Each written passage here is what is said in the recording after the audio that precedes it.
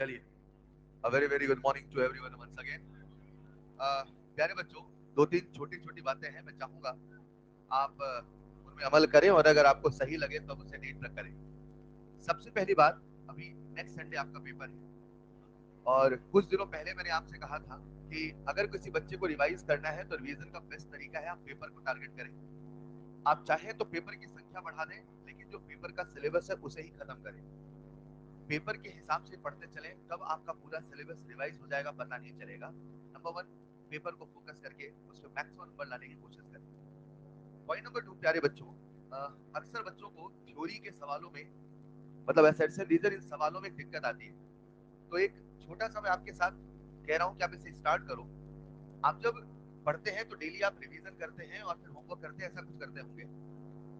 मान लेते हैं ऐसा करते हैं। डेली आप अपने शेड्यूल में से, आपका जो बिजी शेड्यूल है उसमें से हाफ एन आवर निकालना है और आधे घंटे निकालने के बाद आप जो चैप्टर पढ़ रहे हैं, लेट्स इमेजिन अभी काइनेटिक्स आ रहा है, मैं अपने सब्जेक्ट की बात कर रहा हूँ, बाकी से मुझे मतलब नहीं।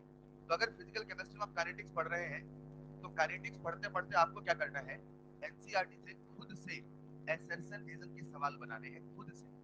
तो one thing you have to start, आप इसे करिएगा और आप देखेंगे जो थ्योरी के, और कोशिश करना ऐसे सवाल बनाएं कि बहुत ज्यादा डेप्थ हो।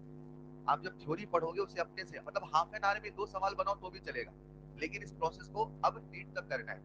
कोशिश करो डेली जब आप एनसीईआरटी पढ़ते हैं तो रोज 5 सवाल खुद से बनाने की कोशिश करें। क्या बोला मैंने? 5 सवाल खुद से बनाने की कोशिश करें। ये आपकी थ्योरी को तो स्ट्रॉन्ग करेगा ही, रीजनिंग का जो एप्टीट्यूड है उसे भी एनहांस करेगा। आप करके देखें, मतलब जो सोचने का तरीका होगा, ऐसा क्यों हो रहा है, वो थोड़ा चेंज होगा। तो एक काम ये आपको करना है, अब 5 सवाल एआर के खुद बनाने हैं, कोशिश करें। बाकी सब्जेक्ट में आपको अगर इसमें बेनिफिट मिले तो बाकी में करना, नहीं तो फिजिकल में आपको स्टार्ट करना है। और अगर आप बहुत सारे सवालों का कलेक्शन कर ले तो मुझे उसका व्हाट्सएप भेज सकते हैं, बाद में उसमें प्रिंट आउट करा के नेक्स्ट ईयर यार की बुकलेट बनवा दूंगा। पॉइंट नंबर 3, मेरी बात समझ गए? मजाक कर रहा हूँ आपके बेनिफिट के लिए। पॉइंट नंबर 3, अगर आप होमवर्क करना चाहें, क्योंकि कल संडे है, कल क्लास नहीं रहेगी और आपका पेपर आ रहा है, तो आपका होमवर्क रहेगा केमिकल काइनेटिक्स पूरा रिवाइज कर लेंगे। तो लिख लीजिएगा homework, chemical kinetics revise complete. Chemical kinetics revise complete. Equilibrium तो आपको करना ही रिवाइज है। होमवर्क आपको इक्विलिब्रियम का मैं कुछ ही दिनों में देना स्टार्ट करूंगा, जैसे ही केपी केसी के न्यूमेरिकल कराऊंगा। ठीक है, चलो प्यारे बच्चों, आज की क्लास शुरू करते हैं और शुरू करते हैं कहानी जो इक्विलिब्रियम की चल रही थी लास्ट क्लास में। जहां तक मैं देख पा रहा हूं, सवाल कुछ ऐसा चल रहा था, सर हर रिवर्सिबल रिएक्शन का अपना एक इक्विलिब्रियम कांस्टेंट होता है। अब ये बताओ साहब, इसे हमने बनाया क्यों? तो मैंने कहा किसी भी रिएक्शन का इक्विलिब्रियम कांस्टेंट एक न्यूमेरिकल नंबर है, जिसे देख के आप ये बता सकते हैं कि उस रिएक्शन में प्रोडक्ट का एक्सटेंट ज्यादा है कि रिएक्टेंट का एक्सटेंट ज्यादा है। अगर किसी रिएक्शन का इक्विलिब्रियम कांस्टेंट बहुत ज्यादा है, यानी कि उसमें प्रोडक्ट बहुत ज्यादा है। इन द सेम वे, अगर के कम है तो रिएक्टेंट ज्यादा है। लेकिन एनसीईआरटी कहता है ऐसा मत सोचो। एनसीईआरटी ने क्लियर कट शब्दों में इसे कहा, ज्यादा कम कहना, आपस में तुलना करना तो आसान है, लेकिन वही वाली बात है, दो बच्चे हैं, एक का नंबर ज्यादा है, बोले कितना ज्यादा है ये भी तो बताओ ना, कितना कम है ये भी तो बताओ ना। आप कह रहे हो के ज्यादा तो प्रोडक्ट होगा ज्यादा, प्रोडक्ट स्टेबल होगा ज्यादा। बोले ऐसा हमेशा नहीं कह सकते, ऐसा कहना है तो आपको एक न्यूमेरिकल नंबर सेट करना होगा। एनसीईआरटी ने यहाँ पे लिखा है और यार का सवाल बन सकता है। एनसीईआरटी कहता है हाँ ये सच है, अगर दो रिएक्शन में कंपेयर करना चाहते हैं तो जिसका के ज्यादा उसमें प्रोडक्ट ज्यादा, ये कह सकते हैं। लेकिन अपने आप में कोई रिएक्शन का प्रोडक्ट स्टेबल है कि रिएक्टेंट स्टेबल है, ये बताने के लिए आपको के की वैल्यू को देखना पड़ेगा। उसने कहा, एनसीईआरटी ने, अगर किसी रिएक्शन का के, मैं के से लिख देता हूं, मैं सिंपल भाषा में के लिख दूं, अगर किसी रिएक्शन का के 10 की पावर 3 से ज्यादा, 10 की पावर 3 से ज्यादा मतलब 1000 से ज्यादा, मतलब अगर आप फील करना चाहो तो इमेजिन करो मेरे पास एक रिएक्शन है, ए से बना बी, और इसका के लिखूंगा मैं, तो concentration of B upon concentration of A, सोचो प्यारे बच्चों ये 1000 से ज्यादा आया। इसका एक ही मतलब है कि जो प्रोडक्ट है वो रिएक्टेंट की तुलना में 1000 गुना ज्यादा है। अगर कहीं पे प्रोडक्ट रिएक्टेंट से 1000 गुना ज्यादा है तो उसने कहा आंख बंद करके कह देना सच में आज प्रोडक्ट स्टेबल है। थोड़ा ज्यादा हो गया तो इत्तेफाक भी हो सकता है, थोड़ा ज्यादा हो गया तो इत्तेफाक भी हो सकता है, लेकिन अगर कभी वो 1000 गुना ज्यादा है, ये इत्तेफाक नहीं, सच में उस रिएक्शन में प्रोडक्ट स्टेबल ज्यादा है। तो उसने उस नंबर का बेस वैल्यू क्या डिसाइड किया, 10 की पावर 3। मतलब उसने कहा कि 10 की पावर 3 से ज्यादा है तो सच में आप कह सकते हो कि प्रोडक्ट स्टेबल ज्यादा है। जैसे ऐसे समझाता हूं मैं, मान लो एक रिएक्शन है ए से बना बी, एक रिएक्शन है सी से बना डी। इसका के उन्होंने दिया 10 की पावर 3 और इसका के दिया मैंने 10। इसका भी तो के 1 से बड़ा है, मतलब इसमें भी प्रोडक्ट रिएक्टेंट से, इसमें भी प्रोडक्ट रिएक्टेंट से। अब इन दोनों में कौन ज्यादा है? बी ज्यादा। बोले यहां तक तो सब बता दोगे, अब ये बताना आज बी स्टेबल है कि डी स्टेबल है। उसने कहा अब आप बी ही बोलोगे, क्योंकि अगर कोई 1000 गुना ज्यादा बना है तभी कह सकते हो सच में वो बनना चाहता था। मतलब एनसीईआरटी ने बेस वैल्यू क्या डिसाइड किया? 10 की पावर 3। अब इसका लॉजिक बहुत कुछ हो सकता है, पर एनसीईआरटी इस नंबर को बोला है तो अपने को भी एक्सेप्ट करना पड़ेगा। मतलब उसने बेस वैल्यू क्या माना? 10 की power 3। In the same way उसने कहा अगर कभी के 10 की पावर -3 से कम हो, आप बताओगे किससे कम? यानी 1/1000, यानी प्रोडक्ट है एक तो रिएक्टेंट है, यानी रिएक्टेंट प्रोडक्ट से 1000 गुना ज्यादा। तो सच बताओ प्रोडक्ट बना है कि ना के बराबर बना है?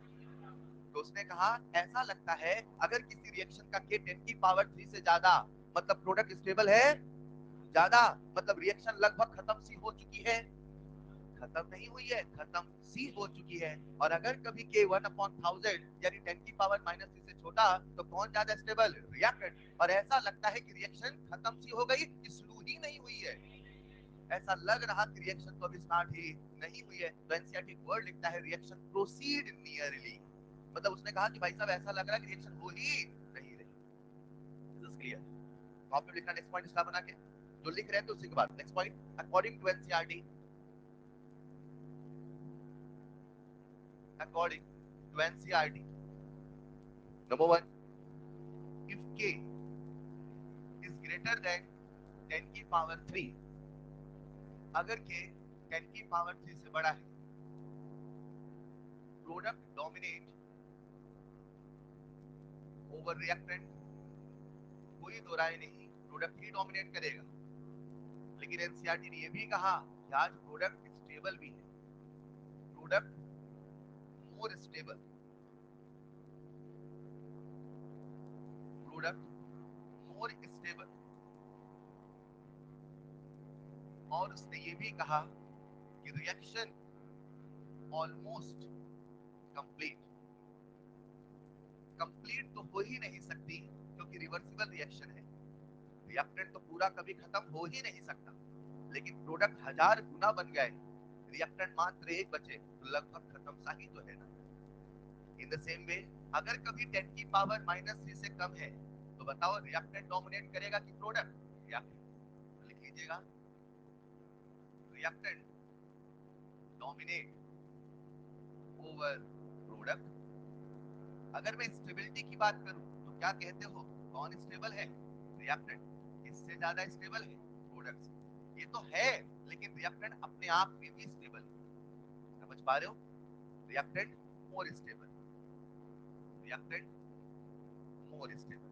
अब बताओ रिएक्शन लगभग खत्म हो गई कि लगभग शुरू ही नहीं हुई?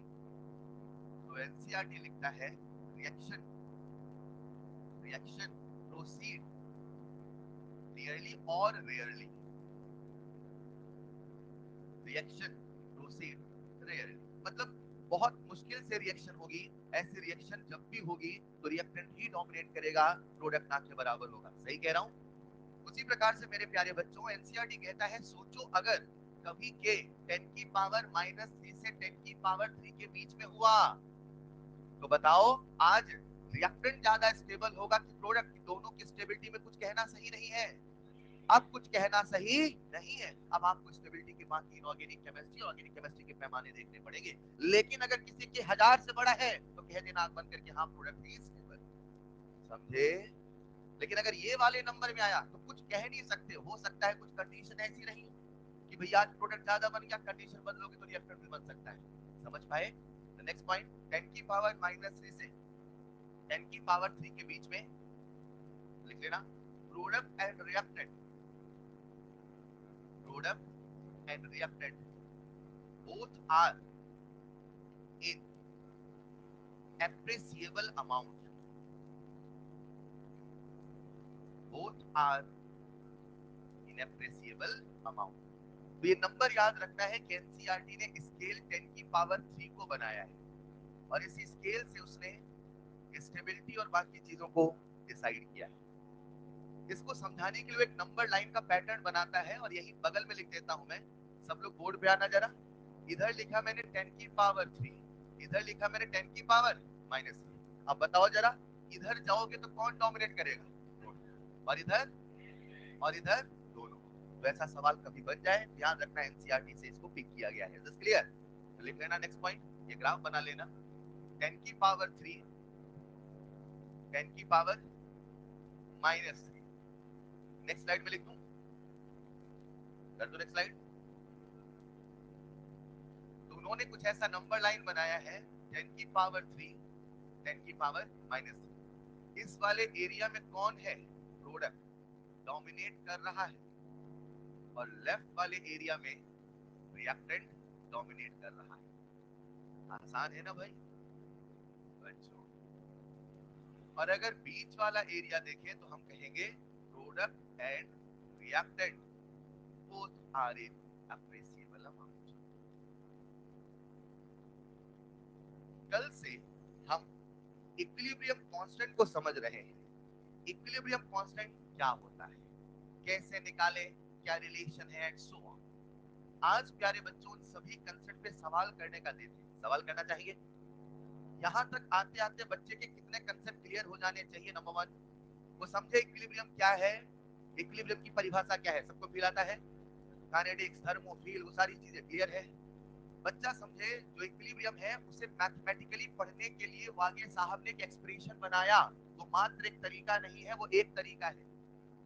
इक्विलिब्रियम कांस्टेंट को और भी कई तरीकों से निकाला जा सकता है। क्या अपने को वागे साहब का एक्सप्रेशन लिखना आता है? केपी से केसी, केसी से केपी में कन्वर्जन करना आता है? बोलो हाँ या ना। आओ देखते हैं इसमें कितनी वैरायटी के सवाल बन सकते हैं। शुरू करें। लिखिएगा पहला सवाल। पहला सवाल कुछ ऐसा है, 2xo से बन रहा है x2 प्लस O2, और इस रिएक्शन का हमें केसी दे रखा है 10 की पावर 24, और दूसरा ऑक्साइड है XO2। मैं यहाँ पे कोई नाइट्रोजन का ऑक्साइड ले सकता था, लेकिन हाइपोथेटिकल लिख रहा हूं।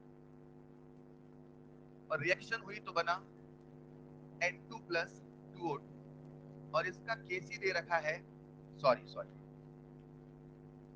X2 प्लस 2O2, और इसका केसी दे रखा है 2.5 इंटू 10 की पावर 21, 2.5 इंटू 10 की पावर 21। पहला सवाल, दोनों का इक्विलिब्रियम कांस्टेंट बहुत ज्यादा है कि कम है? तो प्रोडक्ट डोमिनेट करेगा कि रिएक्टेंट? तो बताओ रिएक्टेंट स्टेबल है कि नहीं है? बोलो ना, रिएक्टेंट स्टेबल। अगर 10 की पावर 3 से ज्यादा तो भैया आंख बंद कर कह देना प्रोडक्ट ज्यादा स्टेबल है। लेकिन फिर भी मैं दोनों की स्टेबिलिटी में तुलना करना चाहता हूं। मुझे पता है दोनों स्टेबल, पर मैं ये सवाल पूछना चाहता हूं इन दोनों में कौन ज्यादा स्टेबल है, इन दोनों में कौन कम स्टेबल। ये सवाल बन सकता नहीं बन सकता? पर सच बताओ ये दोनों स्टेबल है कि नहीं है? स्टेबल तो दोनों ही। अरे बोलो ना, स्टेबल तब होते हैं जब केसी की वैल्यू 10 की पावर -3 से कम होती है। लेकिन मैं दोनों में कंपैरिजन कर रहा हूं। सवाल लिखना, which oxide is more stable, which oxide is more stable। तो सवाल मुझसे पूछा है इन दोनों ऑक्साइड में कौन ज्यादा स्टेबल है। कर लोगे ना बच्चों? स्वाभाविक सी बात है, रिएक्शन नंबर 1, रिएक्शन नंबर 2, पहले वाले का के ज्यादा, मतलब इसका प्रोडक्ट स्टेबल है। बोलो ना। तो ये कम स्टेबल हुआ, उस तुलना में ये तो उससे ज्यादा स्टेबल हुआ क्योंकि इसका के कम है। हेलो, इसका के है कम, मतलब इसका प्रोडक्ट इससे कम स्टेबल, मतलब इसका रिएक्टेंट इससे ज्यादा स्टेबल। आसान है पक्का? घुमा के पूछा सीधे कि 3-4 सवाल पूछता तो समझ में आता। आ गया ना यार? मैंने उस वैल्यू को देख के इसके बारे में पूछा तो आप कहेंगे which is more stable, XO2 is more stable then XO। हाँ या ना? एक बार फिर से एक सवाल पूछता हूं, रुको। पहला सवाल, के की वैल्यू 10 की पावर 3 से ज्यादा है कि कम? तो प्रोडक्ट स्टेबल है कि रिएक्टेंट? ना तो XO स्टेबल है ना तो XO2 स्टेबल है। सहमत हो ना? ना तो XO स्टेबल है ना तो X स्टेबल होता तो के कितनी हाई वैल्यू हो ही नहीं सकती। स्टेबल तो दोनों ही नहीं है, मगर इन दोनों में कौन ज्यादा स्टेबल है? चलेगा पक्का? लिखना जरा अगला सवाल।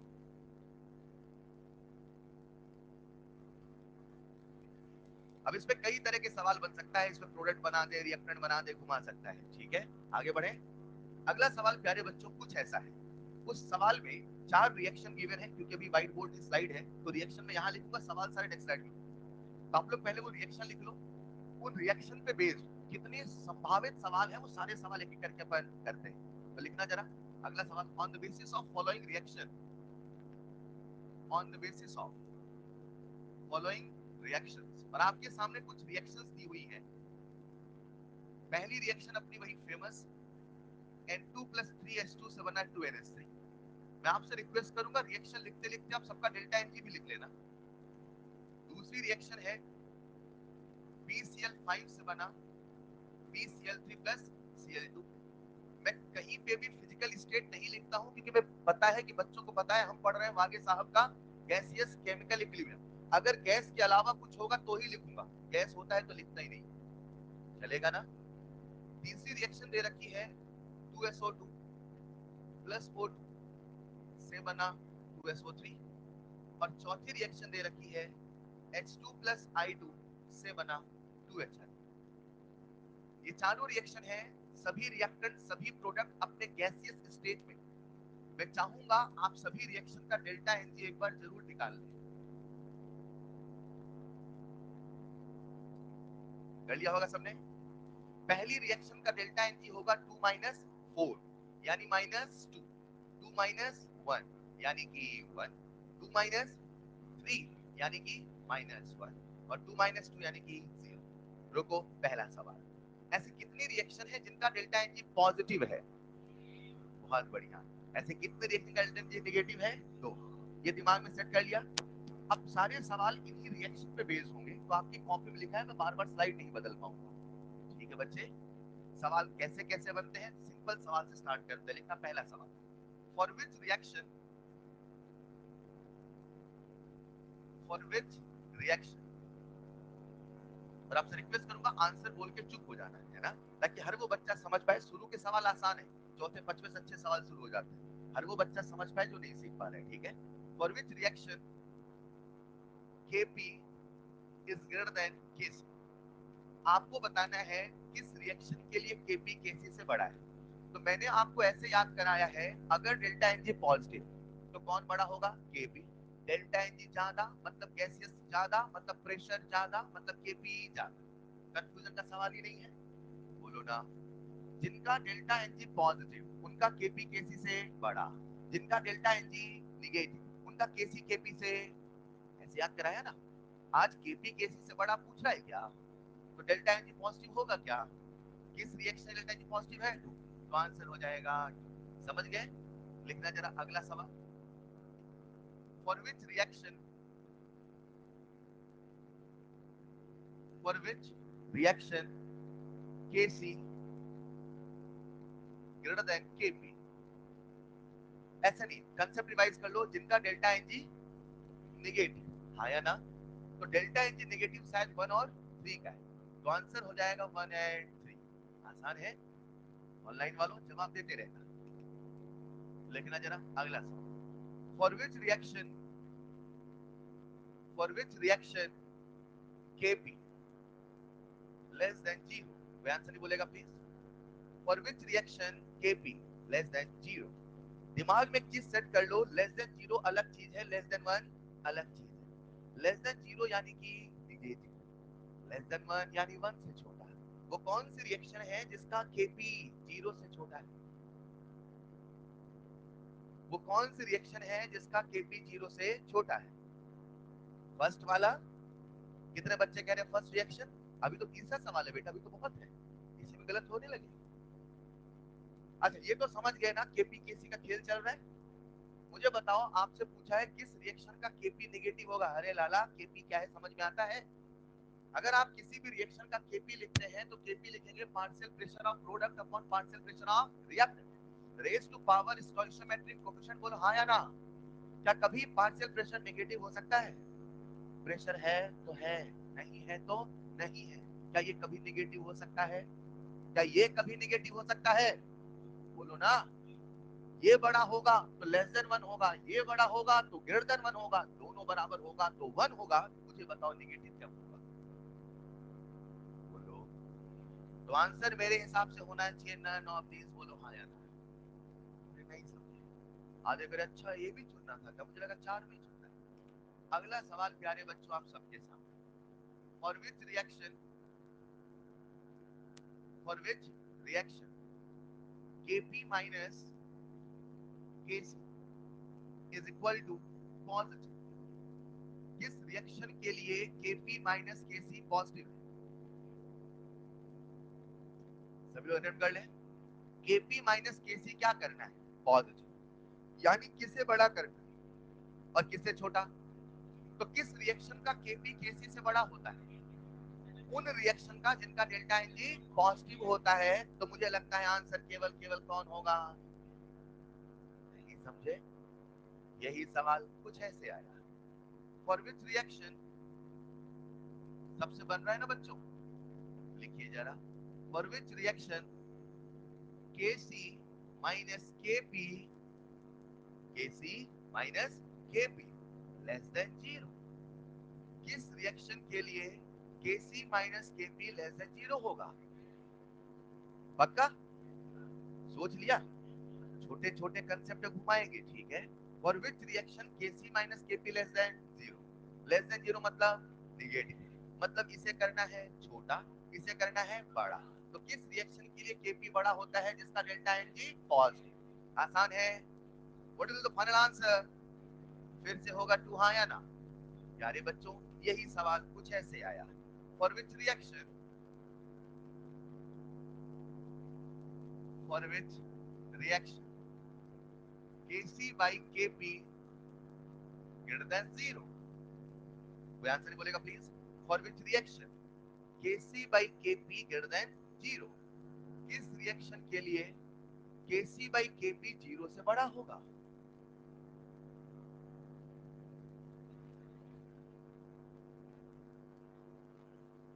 सुन के आंसर बताया तो क्या बताया? पहली बार में जो बताया वही सही आंसर माना जाएगा आपका। एक बार जो बोल दिया फुल एंड फाइनल। चल, मैंने ये सवाल शुरू करने के पहले बोला था एक बार बोल के चुप हो जाना है, याद करो। शुरू हो गए ना, बोलने लगे। चलो, Kc बाई Kp पॉजिटिव करना है। मुझे बताओ दुनिया की कौन सी रिएक्शन है जिसका Kp नेगेटिव होगा? है? किसका Kp नेगेटिव होगा? जब ये नेगेटिव नहीं हो सकता, जब ये नेगेटिव नहीं हो सकता, तो ये कभी नेगेटिव हो ही। तो उसने बोला Kc बाई Kp 0 से बड़ा होगा, मतलब पॉजिटिव होगा। वो नहीं बोल रहा 1 से बड़ा होगा। किसके लिए पॉजिटिव होगा? सबके लिए पॉजिटिव होगा। 0.0000003 दिन तक 1, तब भी पॉजिटिव होगा। समझे मैंने क्या बोला? 0.003 दिन तक, तब भी तो पॉजिटिव होगा ना। ये कभी नेगेटिव होने वाला नहीं है। तो मुझे लगता है आंसर होगा ऑल ऑफ दिस हाँ या ना। समझ पाए क्या? अगर समझ गए, नहीं समझे? प्यारे बच्चों मुझे बताओ, आपके सामने एक नंबर लिखा a बाई बी, क्या लिखा? बचपन में स्कूल जाते थे। अब बताओ a बाई बी कब निगेटिव होगा? रुको, कब निगेटिव होगा? ये निगेटिव नहीं हुए बिना, सुनो ना मेरे साथ चलो, क्या इन दोनों का रेशियो निगेटिव करने के लिए किसी एक को निगेटिव होना पड़ेगा? दोनों निगेटिव हो गए तो तब भी पॉजिटिव हो जाएगा। अब उसे ही केपी केसी सोचो ना एक बार, क्या कभी केसी निगेटिव हो सकता है? एक बार हो सकता है ना सर। जब अपन लिखेंगे केसी तो concentration of B upon concentration, इसकी कंसंट्रेशन है -2 मोलर, हो तो गया सर। क्या कभी केसी केपी निगेटिव हो सकता है? सर ये फील नहीं आ रहा, पता नहीं क्यों। आओ बेटा कोई दिक्कत नहीं, आएगा फील, फुर्सत में है अपन, आइए जरा। N2+3 अभी दिसंबर ही तो चल रहा है, फिर बना 2NH3। इसका मैं क्या लिख रहा हूँ? अमोनिया की पावर 2 अपॉन N2 की पावर 1 H2 की पावर। इसे निगेटिव करके बताओ बेटा, आप बताओ, निगेटिव करो, करके बताओ। आपको दिया जाएगा gift hamper sponsored by Academy Kota. बताओ, निगेटिव करके बताओ, करके बताओ। इसको रख दू -5 मोलर, -6 जब ये कभी नेगेटिव हो ही नहीं सकता तो क्या कभी केसी नेगेटिव होगा? क्या कभी केपी नेगेटिव होगा? जब तक अंदर से ना मन माने तब तक नहीं जबरदस्ती मानना है, ठीक है? अब बताओ क्या वो नेगेटिव हो सकता था? जबरदस्ती नहीं 5 बार बोल रहा, चिल्ला चिल्ला के बोल दो, ऐसे नहीं। नहीं सर नहीं, मुझे दिख रहा है। बताओ क्या कभी केपी नेगेटिव हो सकता है? कोई तरीका है क्या? नहीं। मतलब ये हमेशा पॉजिटिव होगा, ये हमेशा पॉजिटिव होगा, तो दोनों का रेशियो तो हमेशा पॉजिटिव ही होगा ना। क्लियर? नहीं अभी भी एक बच्चे को डाउट है। चलिए देखो अगला सवाल। अगर आप सीख गए तो अगले सवाल में आंसर चाहिए आपका। देखते हैं कौन सही आंसर देता है। आपके साथ समस्या पता क्या है? एक सवाल आया, अमिताभ बच्चन अच्छा एक्टर है। अब उसके ऑप्शन थे, उसमें एक ऑप्शन था शाहरुख खान भी अच्छा एक्टर है। आप लड़ने लगे, शाहरुख खान भी तो अच्छा एक्टर है। अरे सवाल तो अमिताभ बच्चन की बात कर रहा है। नहीं समझे? आप डेविएट हो जाते तुरंत। मैं क्या कहना चाहता हूँ, सवाल लिखो। फॉर विच रिएक्शन, हाँ अब कुछ लड़ने लगे सर, दोनों थे, दोनों टिक करके आए ना। सवाल तो अमिताभ बच्चन का है ना, लिखो for which reaction.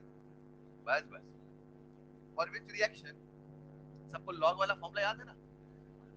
For which reaction Kc by Kp is equal to R T.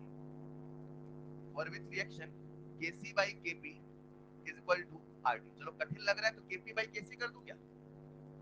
ठीक है। कोई आंसर नहीं बोलेगा प्लीज, समय दे रहा हूं आराम से। एक बार आंसर बोल के चुप हो जाना, बार बार नहीं बोलना। For which reaction Kc by Kp is equal to R T. बन गया सबसे कि नहीं बना? आसान है ना? अब कहता है किस रिएक्शन के लिए केसी बाई केपी आर टी के बराबर होगा। तो अपने को तुरंत फॉर्मूला याद आया, Kp equal to Kc into R T की पावर डेल्टा एन। डन।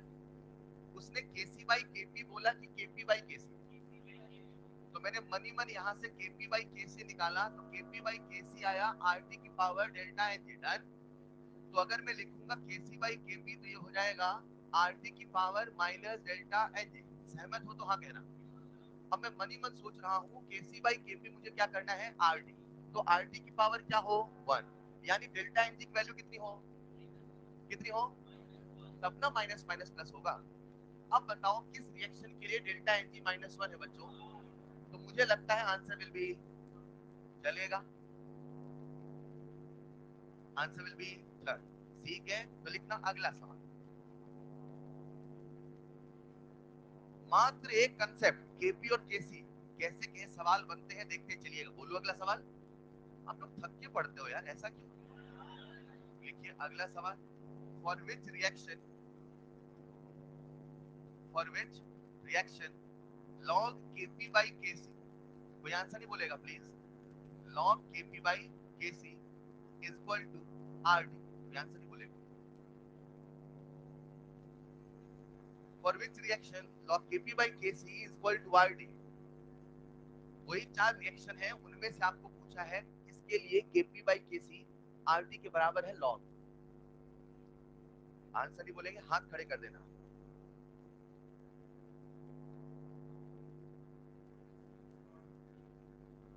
सोच लिया? सबने सोच तो लिया एटलीस्ट? बताना चाहोगे आंसर? आप बोलेंगे आंसर बेटा। कुछ बच्चों ने कहा सेकंड, कुछ बच्चों ने कहा सेकंड, कुछ बच्चों ने कहा फोर्थ। बोलो ना, और कोई अलग आंसर? बस। अब थोड़ा सा दिमाग लगाओ। बहुत अच्छे। कुछ बच्चों ने कहा नन ऑफ दीज। एक बात बताओ, आपको लॉग का फॉर्मूला याद है कि नहीं याद? और लॉग वाला फॉर्मूला ऐसे था, प्लीज सीखिएगा। Log KP by KC is equal to delta NG log R T. ये फॉर्मूला याद है? अब मुझे बताओ अगर इधर लॉग है तो इधर बिना लॉग का फॉर्मूला कैसे संभव है? ऐसा तो मैथमेटिकल एक्सप्रेशन पॉसिबल ही नहीं है। ऐसा उन रिएक्शंस के लिए तो पॉसिबल नहीं। अब कुछ बच्चे इसका इंटरप्रिटेशन ऐसे निकालते हैं, सर हम ये भी तो सोच सकते हैं ना कि log kp by kc आपने आरटी बोला है, मतलब आप एक पॉजिटिव नंबर पूछ रहे हो। ये कहां से सोच लिया आपने? मैं log kp by kc बराबर आरटी बस पूछ रहा हूँ। किस रिएक्शन के लिए log kp by kc RT के बराबर है? और log का फॉर्मूला मुझे कहता है log kp by kc अगर होगा तो log आरटी तो होगा ही होगा।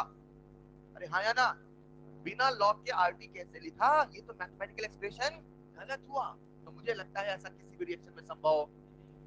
बोलो बच्चों, ये तो एक्सप्रेशन गलत लिखा है ना, तो ये संभव है कि नहीं है? तो आंसर होगा ऑल ऑफ दीज कि नन ऑफ दीज? तो आंसर होगा नन ऑफ दीज। चलेगा? अगर आप सीख गए तो इसी का थोड़ा हल्का सा मॉडिफाइड वर्जन लिखना। For which reaction, for which reaction, कोई आंसर नहीं बोलेगा please. For which reaction log kp by kc, log kp by kc plus 2 log 1 by rt is equal to 0। Answer नहीं बोलेगा please. Plus 2 log 1 by rt is equal to 0। जो standard expression है उससे compare करो ना। 1 by rt देखते ही आपको expression मिला कि नहीं मिला? आप देखना, इन सवालों में आप गलत नहीं करते, आप निगेटिव करा के आते हैं। पहली बार में गलत, और जब मैं बोलूंगा अरे हाँ यही तो होना चाहिए, ये एग्जाम में होता है। सोच लिया? एंड आंसर विल बी, कितने बच्चे कह रहे फर्स्ट? फिर से नन ऑफ दीज? क्यों? टू है तो सही। हाँ, अब पूरा देखना। वही वाला सवाल है कि जब सवाल अमिताभ बच्चन का है तो शाहरुख खान में टिक नहीं करना है। प्यारे बच्चों, क्या है सवाल? सुनिएगा, बोर्ड पे आइए, इधर आओ ना। Log KP by Kc, board पे आइए। फॉर्मूला याद है कि नहीं याद है?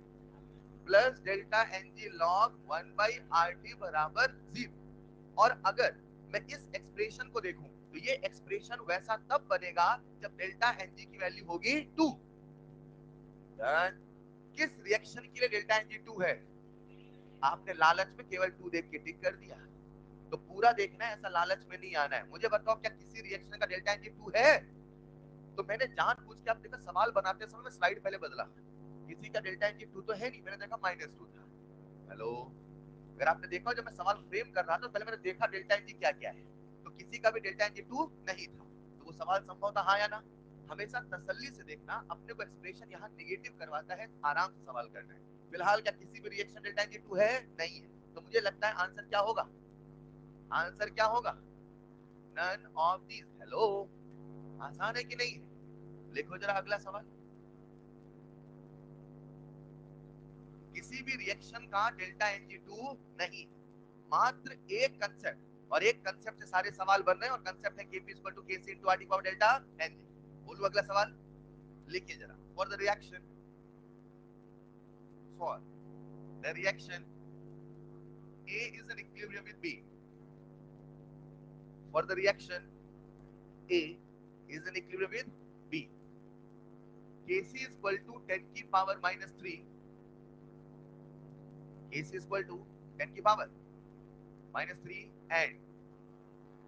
and rate constant,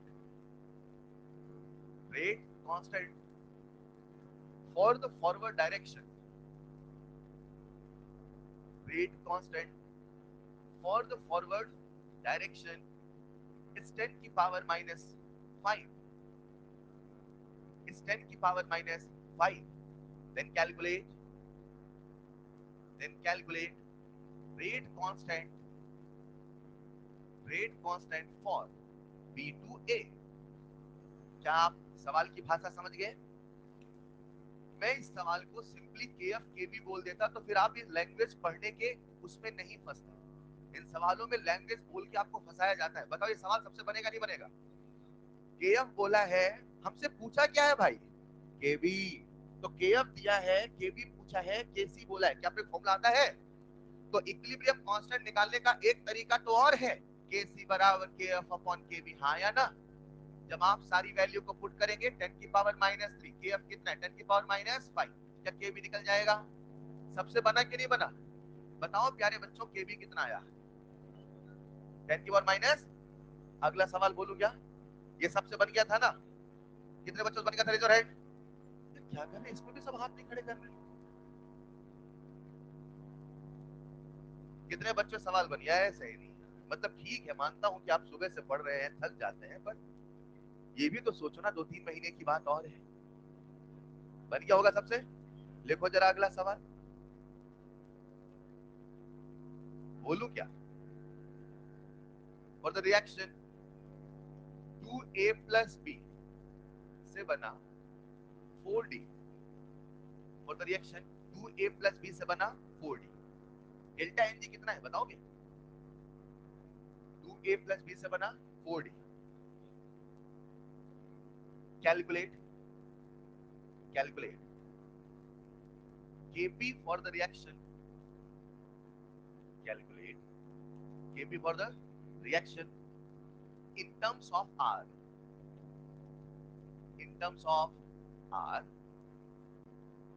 calculate kp for the reaction in terms of r. If kc is equal to 3 into 10 की power minus 5 at 27 degree Celsius, प्रश्न में हमें kc दिया है और हमसे kp पूछा है, आंसर किसके फॉर्म में देना है? r के फॉर्म। तो kp kc के कितने फॉर्मूले आपको याद है? मात्र एक फॉर्मूला लगाइए, आंसर पाइए और खुशी के गीत गाइए। तो प्यारे बच्चों, kp बराबर kc 3 into 10 की पावर माइनस 5, रुको, r की वैल्यू रखे कि ना रखे? r की वैल्यू, क्योंकि हमें आंसर r के फॉर्म में ही देना है। टेम्परेचर कितना है? 27, तो लिख देता हूं 27R। क्या कहते हो सर? टेम्परेचर हमेशा किस में होगा? केल्विन में। तो आंसर शायद हर बच्चे ने निकाल लिया होगा। तो 3 3 9 into 10 की पावर माइनस 3। हाँ, आसान है, सबसे बन गया। गलत। Answer is 3 into 10 minus 3 ATM की पावर। पक्का? समझे कि नहीं समझे? सीख गए तो लिखो अगला सवाल।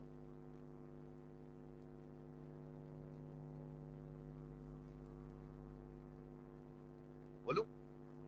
अगला सवाल कुछ ऐसा आया, 2a प्लस b से बना 4d, 2a प्लस b से बना 4d, calculate the temperature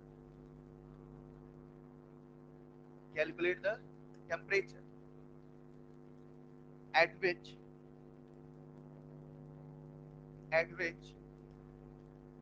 2 kp is equal to kc।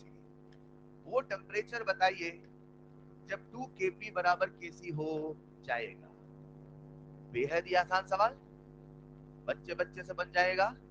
kp और kc देख के मन में कितने फॉर्मूले? kp बराबर kc इंटू RT की पावर डेल्टा एन, कोई दूसरा फॉर्मूला है ही नहीं।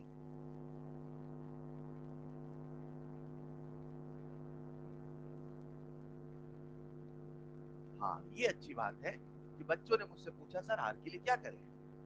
दिमाग लगाओ बेटा, क्या मैंने आपको 1/r की वैल्यू बता रखी है?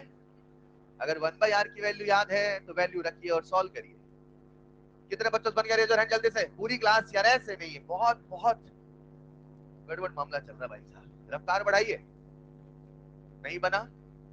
अरे केपी बराबर Kc into R T power delta n g. यहाँ लिखा केपी, जहां है केसी लिख दू मैं 2 kp और आर को रहने दू आर। टेम्परेचर बोला है क्या? सर वही तो पूछा है, सब बोला होता तो कर क्या देते हम। डेल्टा एन जी कितना है? 1। केपी से केपी कट गया, 1/2 बराबर आर टी हो गया। तो प्यारे बच्चों, क्या मैं टेम्परेचर कह दू 1/2 आर बोलो चलेगा? यानी मैं कह दू हाफ इंटू 12.18 बोलो चलेगा? आंसर कितना आएगा? 6.09 न्यूटन। आसान है क्या? तो बेटा समय क्यों लगा रहे, रफ्तार में करिए ना। चलिए, तो प्यारे बच्चों, बार बार एक ही कंसेप्ट, एक ही फॉर्मूला, केपी बराबर Kc into R T power delta. रुको, मैंने आपको केवल केपी केसी का फॉर्मूला बताया कि बाकी सारे रिलेशन बताए थे? चेक करता हूं, बोर्ड पे आओ पहले। एक था केपी, एक था केसी, एक था शानदार। क्या मैंने इस दोनों में रिलेशन बताया? बोल के बताओ। केपी बराबर केसी इंटू आर टी की पावर डेल्टा एच। आसान है क्या? केपी और केएक्स में रिलेशन बताया? बोल के बताओ। केपी बराबर केएक्स इंटू पी टोटल की पावर डेल्टा एच। भूल जाओ तो कैसे रखोगे? पार्शियल प्रेशर बराबर mole fraction into total pressure. Done. बोलो ना, क्या इसका लॉग का फॉर्मूला सबको याद है? याद है बेटा? इसका जो लॉग का फॉर्मूला, जो लोग नींद से जग पढ़ रहे हैं, लॉग केपी बाई केसी। जब कोई सोता रहता है ना, जब कोई सोता रहता है उस समय डिस्टर्ब ही नहीं करता हूं। मुझे पता भाई ने फीस जमा कर दी है, बस सोने दो उसे। log kp by kc is equal to, समझ पा रहे हैं क्या? इज इक्वल टू वाला भी तो याद है। चलो अब प्लस लगा दो, याद है सबको? बहुत अच्छे। Delta n log 1 by R T बराबर 0। कॉन्फिडेंस बोलता है क्या ऐसा ही फॉर्मूला इसका हम बना लेंगे? खुद से बना लोगे? मैं बोलूंगा आप गलती ढूंढना, ठीक? log kp बाई kx, मैं बोलूंगा आप गलती ढूंढना। बोल क्यों रहे हो? log kp by minus delta n g log pt बराबर 0। सही है। log kp by kx plus delta n g log pt बराबर 0। log 1 by pt। लिखो जरा एक सवाल, लिखो एक सवाल। 2SO2 प्लस O2 से बना 2SO3, 2SO2 प्लस O2 से बना 2SO3, चलेगा? अब जो सवाल एक्चुअल में था उसमें 4 ऑप्शन थे, वही kp बाई kx करके। मैं सीधे आपसे पूछ लेता हूँ, ये ऐसे लिखा हुआ है, फिल इन द ब्लैंक्स का सवाल बना देता हूँ। log kp by kx plus dot dot dot dot बराबर 0, फिल इन द ब्लैंक्स। नहीं समझे सवाल? असली सवाल में 4 ऑप्शन थे, काहे को 4 ऑप्शन लिखवा के आपकी खत्म करवाऊं? सीधे मुझे आंसर बता दो आप। फिल इन द ब्लैंक बेटा, खाली स्थान भरे। भरे कर लोगे क्या? कितने बच्चे कर लेंगे? रेज हैंड जल्दी से, आसान है ना? तो प्यारे बच्चों में लिख देता हूं, शायद आंसर होगा log आर टी। यस और नो? हाँ, आर टी कहां आएगा? नहीं, अरे जब केपी और केएक्स है तो आर टी आएगा। कौन आएगा? पीटी। तो log पीटी। सही है? गलत है? अगर आपने सुनो, डेल्टा एनजी कितना है? 1 माइनस 3 माइनस 1। मैं पूरा एक्सप्रेशन लिख देता हूं, फिर समझना। जो लोग नहीं समझ पा रहे उनके लिए रुकिएगा। log kp बाई kx लिखने के दो तरीके, या तो प्लस डेल्टा एनजी या तो माइनस डेल्टा एनजी, चलेगा? पहले मैं माइनस डेल्टा एनजी लिख रहा हूं, minus delta n g log pt बराबर 0। और अगर मैं लिखूं प्लस में तो कैसे लिखूंगा? kp by kx plus delta n g log 1 by pt बराबर 0। सहमत हो बच्चों? अब बताओ, खाली स्थान में अगर ये होगा तो डेल्टा एनजी की वैल्यू कितनी है? -1। क्या डेल्टा एनजी -1 है? तो मैं जब ये लिखूंगा ये वाला, तो आंसर क्या होगा? Plus log pt। और जब ये लिखूंगा तो माइनस log 1 बाई pt। सहमत हो? लिख लो फिर।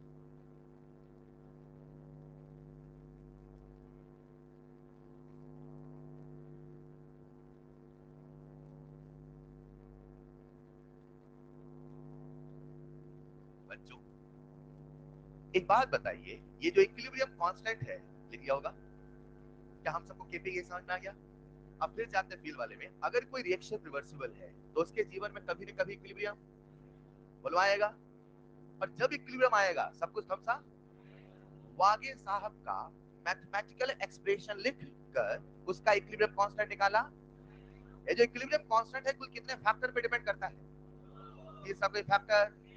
आगे बढ़ूंगा, बढ़ू क्या? केवल 2 ही फैक्टर है जिन पे के डिपेंड करता है, तीसरा कोई फैक्टर? आ जाओ जरा, रिवाइज करा रहा हूं जो आपकी कॉपी पहले लिखा है, और कुछ कहूंगा बहुत ध्यान सुनना। यहां लिखा मैंने के डिपेंड्स ऑन, कितने फैक्टर है जिन पर के डिपेंड करता है? तीसरा कोई फैक्टर? पहला फैक्टर कौन है?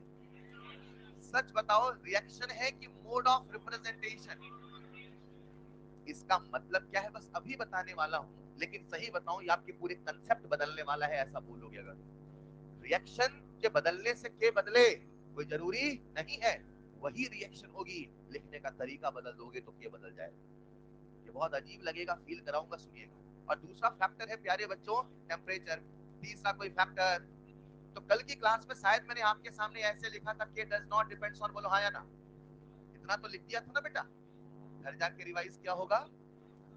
कंसंट्रेशन के बदलने से के बदलने वाला, प्रेशर के बदलने से, वॉल्यूम के बदलने से, बोलो ना, फलाना ढिमकाना, हवाओं फिजाओं के बदलने से बदलने वाला, इनर्ट गैस के आने से के बदलने वाला। अब जो कहता हूं सुनना, हाँ ये सच है। क्या बोला मैंने? हाँ ये बेटा सुनिएगा, हाँ ये कंसंट्रेशन के बदलने से, कंसंट्रेशन के, इक्विलिब्रियम कांस्टेंट नहीं बदलता, लेकिन कंसंट्रेशन के, प्रेशर के, वॉल्यूम के, फलाना ढमकाना बदलने से कुछ न कुछ जरूर बदलता है। लेकिन जो कुछ बदलता है वो ऐसे बदलता है और इसलिए बदलता है कि इक्विलिब्रियम कांस्टेंट नहीं बदलता है। सुनिएगा, पहले समझो इस लाइन को। कंसंट्रेशन के बदलने से इक्विलिब्रियम कांस्टेंट बदलता, मगर कंसंट्रेशन के बदलने से कुछ ना कुछ तो बदलता, मगर वो ऐसे बदलता है और इसलिए बदलता है कि इक्विलिब्रियम कांस्टेंट नहीं बदलता है। मैंने क्या बोला, समझ पाए? प्रेशर के बदलने से आपको बोलना इक्विलिब्रियम कांस्टेंट बदलता, मगर प्रेशर के बदलने से कुछ बदलता, मगर जो बदलता है वो ऐसे बदलता है और इसलिए बदलता है कि इक्विलिब्रियम कांस्टेंट नहीं बदलता है। अपनी बात को कुछ एक सवालों के माध्यम से एक्सप्लेन करना चाहूंगा, करना चाहेंगे?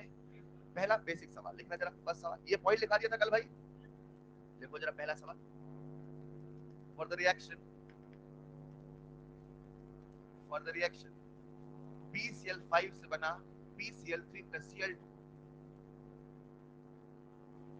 फॉर द रिएक्शन PCl5 से बना PCl3 plus Cl2, Kc is equal to 16, इसमें Kc की वैल्यू दे रखी है 16, चलेगा? If at equilibrium, if at equilibrium volume of system reduced to half of its initial value, reduced to half of its initial value, reduced to half of its initial value, then new value of equilibrium constant will be, then new value of equilibrium constant will be। आज कितने कूद कूद के answer बता रहे हो आप, है ना? लग रहा है कि भाई साहब कोई सवाल है, ये सवाल हमसे करा रहे हो मास्टर प्रो 2 से, ये सवाल। जब मॉड्यूल का डिस्कशन होगा तो देखना आधी जनता यही वाले सवाल डाउट पूछेगी। अगर डिस्कशन होगा यही वाली,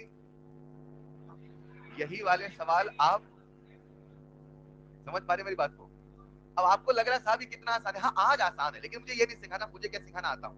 पहले बताओ, आज हमने वॉल्यूम को सडनली हाफ किया कि नहीं किया? तो क्या इसका इक्विलिब्रियम कांस्टेंट बदलेगा? 101% इसका के बदलने वाला, तो जो नया वाला के होगा वो भी 16 होगा। खेल इसी में है।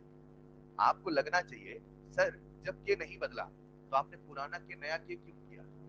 सीधे बोलो ना, के था के है के रहेगा। नहीं, के था के है के रहेगा ऐसा नहीं है। के था के नहीं था, फिर के फिर से वही था। समझना मैंने क्या बोला, पहले समझो उसको।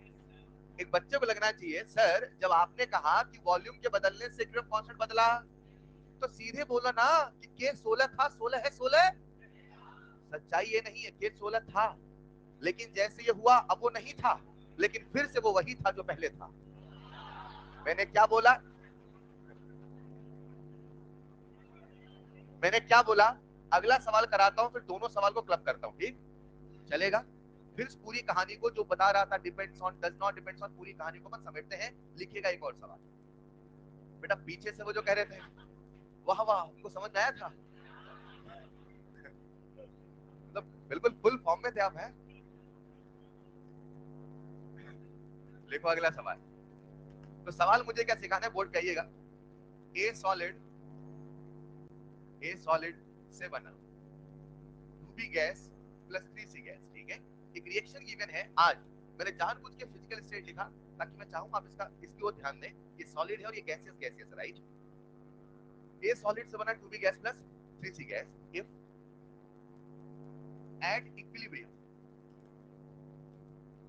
if at equilibrium concentration of, if at equilibrium concentration of product C becomes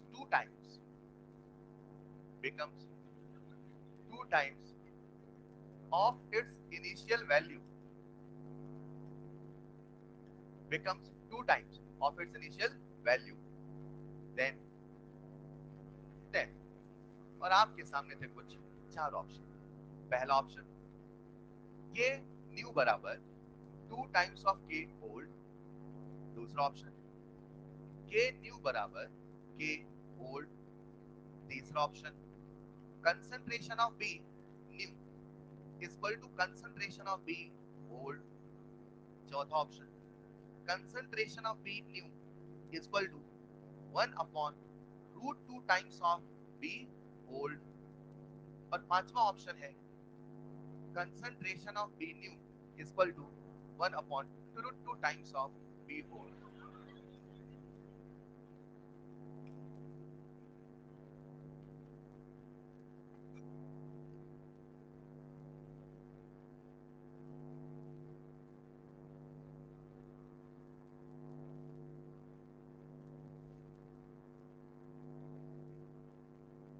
चलिए सबसे बन जाएगा। आपसे ये सवाल बने या ना बने, मुझे आप सबका ध्यान बोर्ड पे चाहिए, क्योंकि मैं कुछ देर से कंसेप्ट को समझाने की कोशिश कर रहा हूँ और दोनों सवालों से उस कंसेप्ट को क्लियर करता हूँ। ठीक, अब सब लोग बोर्ड पे आ जाए। आपको भी सवाल नहीं करना है, सवाल से बोल तब करना है। सुनिएगा, इस सवाल में एक वर्ड बोला है इफ एट इक्विलिब्रियम, मतलब उसके जीवन में इक्विलिब्रियम पहले से आ चुका है, मतलब ऑलरेडी उस रिएक्शन के जीवन में सब कुछ थम सा गया है। बेटा आपको सवाल नहीं करना, सुनो ना, सब कुछ थम सा गया, बोलो हाँ या ना। अब अचानक से सी की कंसंट्रेशन क्या किया गया? दुगना।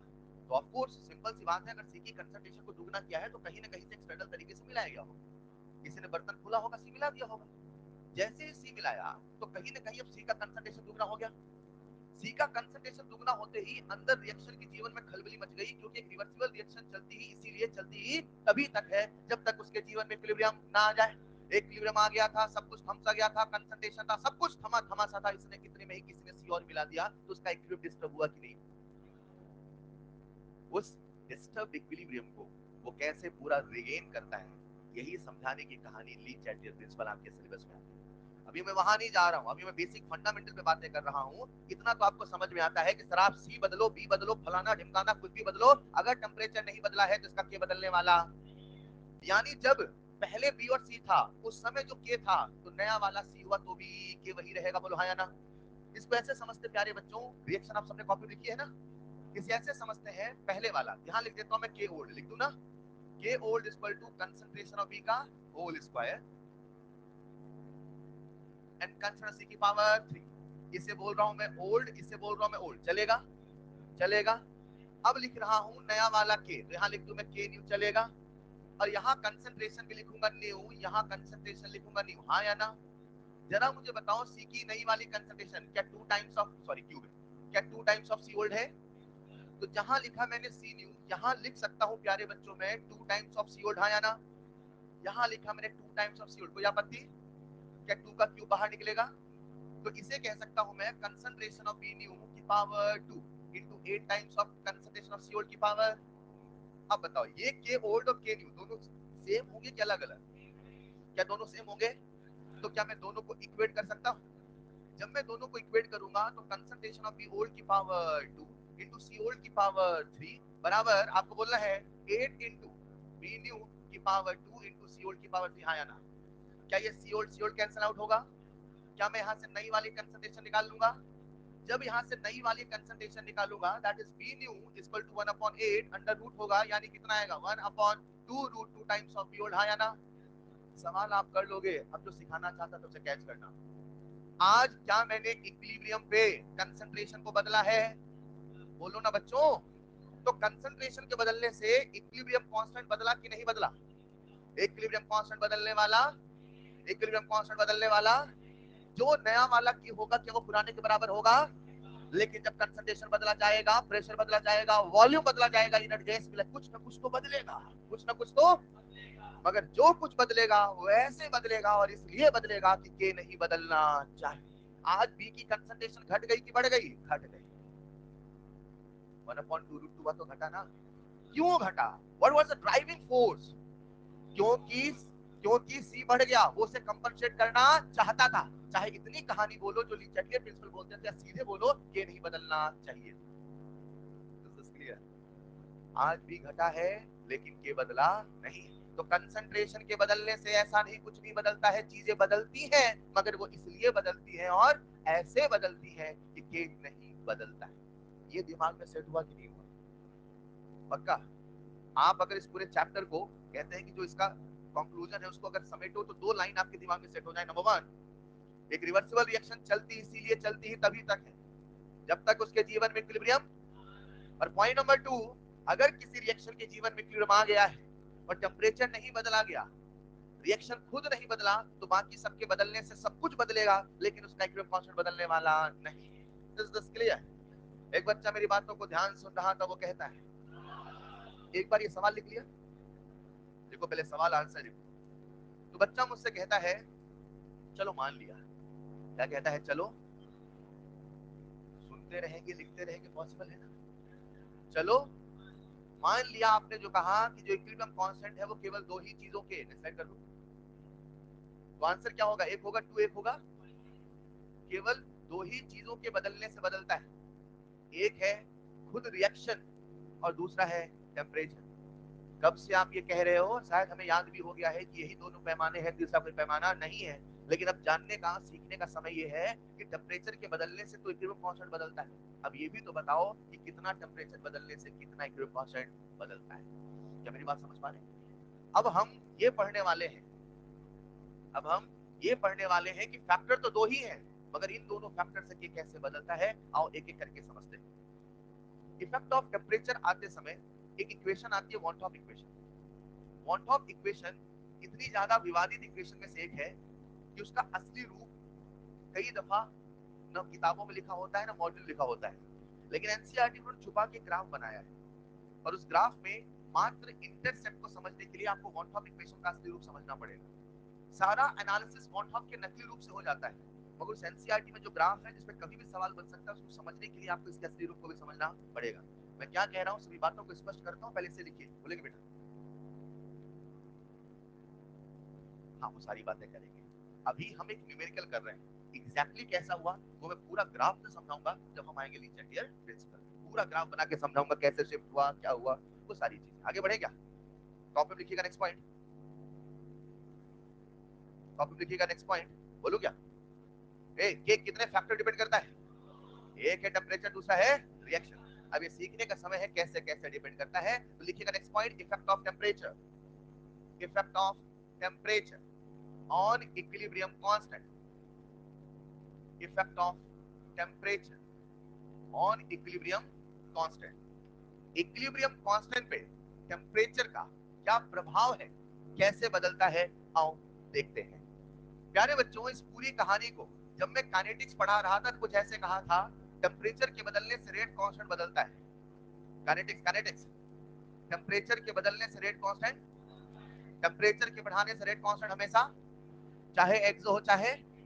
इस पूरी टेम्परेचर कहानी को तीन हिस्सों में पढ़ाऊंगा। सबसे पहले एक फैक्ट बताऊंगा, उस फैक्ट के पीछे का एक्सपेरिमेंट पढ़ाऊंगा, और अंत में साइंटिस्ट की कहानी सुनाऊंगा। Arrhenius equation chapter chemical kinetics तीन हिस्सों में पढ़ाया था, याद है कि नहीं याद है? तो सबसे पहले मैंने फैक्ट बताया, टेम्परेचर के बढ़ाने से रेट कांस्टेंट बढ़ता है, 10 डिग्री सेल्सियस बढ़ाने 2 से 3 गुना बढ़। एक बच्चे ने मुझसे कहा सर ये बताओ आपको ये कैसे पता चलता है, तो मार्केट थ्योरी आई थी मैक्सवेल एंड बोल्ट्जमैन डिस्ट्रीब्यूशन का, और उसी में से आया था एक कंसेप्ट F बराबर E की power minus E upon RD। अरे याद आ रहा है क्या? झूठ बोलते, कुछ नहीं याद आ रहा आपको? F इक्वल टू E की पावर माइनस E अपॉन, ये क्या है? Force equal to F fraction of molecule crossing energy barrier, E की पावर, याद है कि नहीं याद है? फिर इतने में अरेनियस साहब आए थे, बोले अब मैं नई इक्वेशन बनाऊंगा, फिर एक फॉर्मूला आया था A इंटू E की power minus and all that. जैसा वहां बताया था वैसे ही यहाँ बता रहा हूँ, तीन हिस्सों में इस पूरी कहानी को बता रहा हूँ। टेम्परेचर के बदलने से इक्विलिब्रियम कांस्टेंट कैसे बदलता है बहुत डिटेल में सुनो, और जब खत्म होने वाला होगा सारी कहानी समझ में आएगी। इसे मैं तीन हिस्सों में बताऊंगा। सबसे पहले एक फैक्ट बताऊंगा, सबसे पहले मैंने फैक्ट बताया कि साइबेरिया के घने जंगलों में, फैक्ट है तो फैक्ट है, समझ पा रहे क्या? मैंने फैक्ट बताया, तो फैक्ट सुनने में अच्छा ऐसा भी होता है क्या? तो सबसे पहले एक फैक्ट बताऊंगा, फिर मैं आपको उस फैक्ट के पीछे का कारण वॉन टॉप इक्वेशन की कहानी सुनाऊंगा। वॉन टॉप इक्वेशन को दो हिस्सों में पढ़ाऊंगा, सबसे पहले असली रूप और फिर पढ़ाऊंगा नकली रूप। कितने रूप बेटा? एक होगा असली और एक होगा, क्या मेरी बात समझ पा रहे? और फिर अंत में इस पूरी कहानी को कुछ सवालों के माध्यम से करेंगे आगे। तो 3 हिस्सों में हम पढ़ने वाले हैं इफेक्ट ऑफ टेम्परेचर और इक्विलिब्रियम कांस्टेंट। शुरू करें पढ़ना। चलो सबसे पहले बेटा क्या बताऊंगा, आ जाओ आपको एक रोचक तथ्य बताता हूँ। बताऊं क्या? जानते हो दुनिया में 2 तरह की रिएक्शन होती है, एक होती है एक्सो और एक होती है, आपको पता है? पता है क्या? एक होती है और एक होती है। यार अच्छा इंटरेस्टिंग पॉइंट है ना, इतने परेशान क्यों हो रहे हैं? दुनिया में 2 तरह की रिएक्शन, देखो यार 2 सिस्टम, या तो हम ये बोल के खुश हो जाए कल संडे है, समझना मेरी बात को, या तो न जाने कितने संडे आए, संडे है। इट्स योर एटीट्यूड, आप कैसे चीजों को देखते हैं। नहीं समझे, संडे में ही बुराई है, संडे संडे, अरे खुश हो तो संडे है। मेरी बात समझ पा रहे? खुश हो, अरे वाह ये फैक्ट है, हाँ हमें आता है। तो चेंज योर एटीट्यूड, चीजों को प्रेज करना सीखिए, ठीक है? आइए जरा, तो हमारे पास 2 तरह की रिएक्शन है, एक है एक्सो और दूसरा है एंडो। जानते हो प्यारे बच्चों, सुनिएगा, जब हम टेम्परेचर बढ़ाते हैं, टेम्परेचर टेम्परेचर तो इक्विलिब्रियम कांस्टेंट बदलता है, पर कहीं न कहीं उसका कारण छुपा है केएफ और केबी में। बोलो ना। कल मैंने आपको फील कराया था कि देखो एक तरफ से केएफ है, एक तरफ से केबी है, और सारा का सारा खेल है एक्टिवेशन एनर्जी का। बोलो हाँ। तो प्यारे बच्चे फैक्ट बताता हूं, जब हम टेम्परेचर बढ़ाते हैं, जब हम टेम्परेचर, तो एंडोथर्मिक रिएक्शन का इक्विलिब्रियम कांस्टेंट बढ़ जाता है। इसे ऐसे समझिए प्यारे बच्चों, मेरे पास एक रिएक्शन है, ए से बना बी एंडोथर्मिक मान लो, इसका मैं के का एक्सप्रेशन लिखूंगा तो लिखूंगा concentration of B upon concentration of A. बोलो हाँ या ना। जब मैं बढ़ाऊंगा टेम्परेचर, क्या बढ़ाऊंगा, तो इसका के बढ़, क्यों बढ़ा, कैसे बढ़ा, कितना बढ़ा, अभी बताता हूं। पहले मानो टेम्परेचर के बढ़ाने से के बढ़, क्या बढ़ा, मतलब बी, मतलब ए, बी, ए, तो टेम्परेचर के बढ़ाने से बी बढ़ा, मतलब रिएक्शन फॉरवर्ड गई कि बैकवर्ड? बोलो ना। यानी ये एंडोथर्मिक रिएक्शन मुझसे कहती है मुझे टेम्परेचर दो, मुझे टेम्परेचर दो, तभी तो कहां चली जाएगी ये फॉरवर्ड, हाँ या ना? तो हम ऐसा सोच सकते हैं कि टेम्परेचर के बढ़ाने से इक्विलिब्रियम कांस्टेंट बढ़ जाता है, लेकिन वहीं पे एक एक्सोथर्मिक रिएक्शन है, टेम्परेचर बढ़ाने से इसका के घट। जानना चाहोगे ऐसा क्यों होता है? अभी बताता हूं, लिखना फर्स्ट पॉइंट फैक्ट। इस बार के सिलेबस में एक लाइन लिखी है, significance of delta G and delta G not at equilibrium. बता रहा हूं बेटा, ऐसा लिखा है, देखना कभी सिलेबस। तो मैं जो कहने वाला हूं इसीलिए उसको जानबूझ कह रहा हूं, वरना शायद हम ना बताते तो भी चलता। एनसीईआरटी में तो ग्राफ बना है और सिलेबस में इक्विलिब्रियम लिखा है, significance of delta G and delta G not at equilibrium. मैं क्या कहने वाला हूं, चलो ले चलता हूं आपको वॉन टॉप की दुनिया में।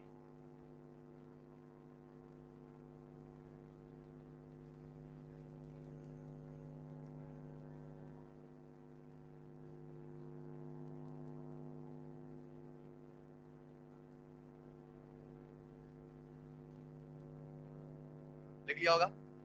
सबसे पहले एक फैक्ट लिखना, तो एक्सोथर्मिक रिएक्शन का टेम्परेचर बढ़ाने से के घट जाता है और एंडोथर्मिक रिएक्शन का टेम्परेचर बढ़ाने से के बढ़ जाता है। तो प्यारे बच्चों सवाल है, सर ऐसा क्यों होता है? सब लोग बोर्ड पे जुड़िएगा। प्यारे बच्चों मान लेते हैं, अब बोर्ड पे देखना, हमारे सामने एक रिएक्शन है और वही अपनी फेमस रिएक्शन है, ठीक है? जब मैं आपको इलेक्ट्रो, अरे बस बस रिएक्शन मत बोलो, जब मैं आपको इलेक्ट्रोकेमिस्ट्री पढ़ा रहा था, इलेक्ट्रोकेमिस्ट्री याद आया? उस समय मैंने कहा था इस रिएक्शन के लिए ऐसा एक्सप्रेशन लिखा जा सकता है, डेल्टा जी बराबर delta G not plus R T L N Q. ये इक्वेशन कहाँ आएगी? थर्मो में। लेकिन थर्मो की बातें भी हमें इस चैप्टर में करनी पड़ेगी। क्या मैं इस रिएक्शन के लिए डेल्टा जी बराबर delta G not plus R T L N Q लिख लूंगा? जब मैं नस्ट इक्वेशन पढ़ा रहा था, अब पढ़ा है तो आपसे ऐसी बातें कर सकता हूँ, पढ़ लिया है ना? तो जब मैं नस्ट इक्वेशन पढ़ा रहा था, यहाँ लिखा था minus N F E, minus N F E not, याद आया? और जब इक्विलिब्रियम आया था तो क्या हमने डेल्टा जी को जीरो किया था? एट इक्विलिब्रियम क्या डेल्टा जी बराबर जीरो होता है?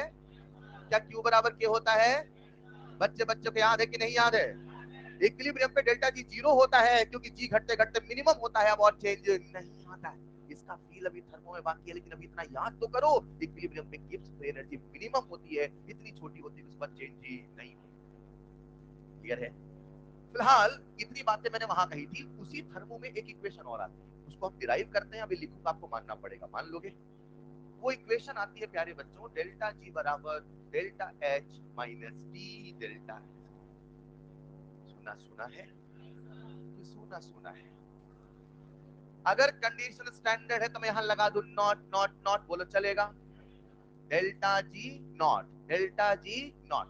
जब G1 में इक्विलिब्रियम तो डेल्टा जी बराबर 0 हो, I will not repeat again. क्या ये डेल्टा जी 0 होगा? क्या मैं कह दूं डेल्टा जी नॉट बराबर minus R T L N K होगा? क्यू क्या बन जाएगा? तो डेल्टा जी नॉट बराबर minus R T L N K. क्या मैं एल एन को लॉग बना लूं? एल एन को लॉग बना लूं? बना लूं क्या? तो इसको लिख रहा हूं मैं, देखना लिख रहा हूं, डेल्टा जी नॉट बराबर माइनस 2.303 आर टी लॉग के। सहमत हो?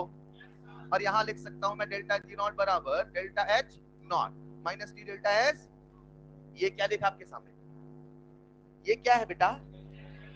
ये क्या है? तो दोनों सेम है तो इक्वेट कर दूं। जब मैं दोनों को इक्वेट करूंगा और फिर नेक्स्ट स्लाइड में चलूंगा, देखना एक बार, माइनस 2.303 आर टी लॉग के बराबर delta H not minus T delta S not. बोलो ना। बोलते रहोगे तो ध्यान भी लगा रहता है, मेरे 2-3 स्टेप भी बच जाते हैं। Minus 2.303 R T log K आया ना, equal to delta H not minus T delta S not. लिख रहा हूं, नेक्स्ट स्लाइड लिख दो क्या? देखना, minus 2.303 R T log K equal to delta H not minus T delta. शानदार। इधर केवल ये बचाओ, बाकी सब उधर भेजो। भेज दो क्या? तो ये पूरा उधर जाएगा, प्लस बन जाएगा, प्लस बनेगा ना। हाँ तो थोड़ा संभल के बोलेंगे। क्या ये डिवाइड होगा? होगा ना। तो मैं क्या लिख दूं प्यारे बच्चों, log K equal to delta H not upon 2.303 R T. ये वाला माइनस ऊपर चला गया, ऐसे भेज सकते हैं। ठीक है। और ये माइनस माइनस प्लस होगा, लिख दूं मैं T delta S not upon 2.303 R T. Done. T से टी कैंसिल होगा? नहीं होगा। हाँ, ये छोटा टी बड़ा टी कहां से होगा, है ना? क्या प्यारे बच्चों कैंसिल होगा कि नहीं होगा? अब मुझे बताओ, ये जो एक्सप्रेशन आपके सामने लिखा है सबको दिख रहा है? ध्यान से देखो, लॉग के इक्वल टू 303 नहीं, 2.303, 2.303 R T plus delta S not upon 2.303 R. किससे झूठ बोल रहे हो? एक मिनट, मेरा क्या जा रहा है? एक गाना आया था ना, मेरा कुछ नहीं जाता।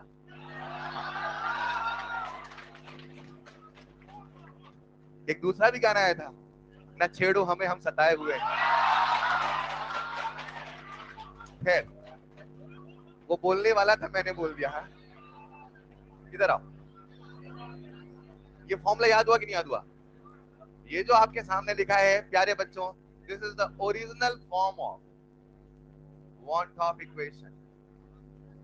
ये जो आपके सामने लिखा है प्यारे बच्चों, यही है वॉन टॉप इक्वेशन का असली रूप। अभी क्यों बताया, अभी बताता हूं, पहले कॉपी लिखना पड़ेगा। ये लिख लिया था। नेक्स्ट पॉइंट लिखिएगा, वॉन टॉप इक्वेशन।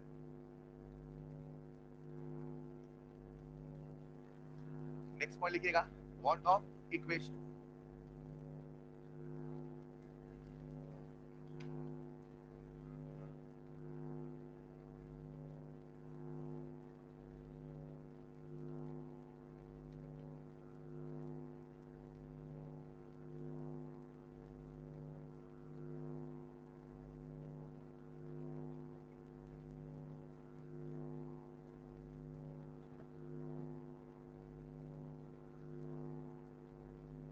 देता हूं,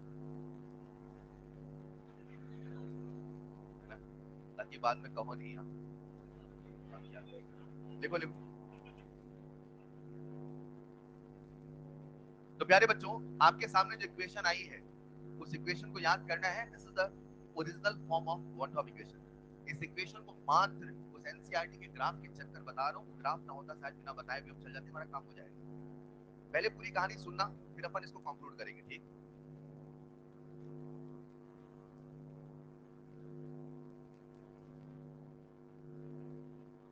जो लोग लिख लिए खुद से नेक्स्ट स्लाइड बनाओ, ऐसे मतलब इक्वेट करके खुद से करो एक बार।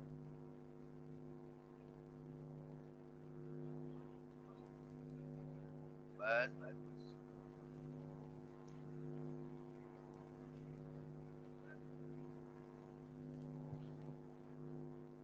एक स्टेप छूट गया क्या? कोई फर्क नहीं पड़ रहा, बस याद करना है, इसको लिखो। छोड़ दो उसे, मान लो मैंने डेरिवेशन बताई नहीं। अब आपसे रिक्वेस्ट करूंगा इस इक्वेशन को याद करने की कोशिश करते रहना। log k equal to minus delta H not upon 2.303 R T plus delta H not upon 2.303 R. ये जो इक्वेशन है यही है वॉन इक्वेशन का असली रूप। और वो सारी कहानी इसलिए बता रहा हूं क्योंकि मुझे आपको ये ग्राफ बताना। आई होप सबको नीचे ग्राफ नजर आ रहा है। ये जो ग्राफ है प्यारे बच्चों मैंने बनाया log के वर्सेस 1/t में। एक बार रुक जाओ, जहां हो लिख लेना, थोड़ा समझना है। बोर्ड पे जाइए, नीचे टेम्परेचर है कि 1/t temperature. I will not repeat again, रुक जाओ बेटा, ग्राफ बना दिया, रुक जाओ। 1/t, ऐसा मैं जानबूझ करता हूँ बीच में रोकना ना, फिर ताकि आप मेरे साथ सिंक्रोनाइज होकर चलते रहो। ठीक, यहाँ लिखा मैंने 1/t।